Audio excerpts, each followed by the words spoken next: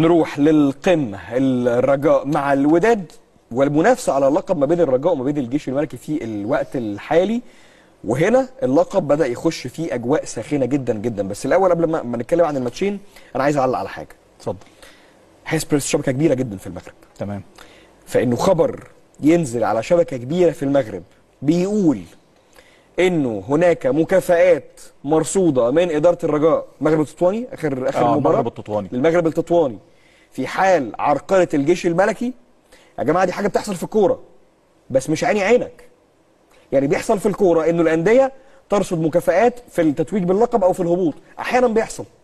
لكن انه خبر زي ده، الرجاء والتحفيز الموجود حافظ الماض في مواجهه بالظبط في مواجهه الجيش الملكي، انه خبر يطلع بهذا الشكل على منصه هيسبرس، انا واثق انه الخبر طالما نزل في هيسبرس يبقى مظبوط. يعني ما عنديش شك في انه الخبر هينفى يعني. لكن انه يبقى عيني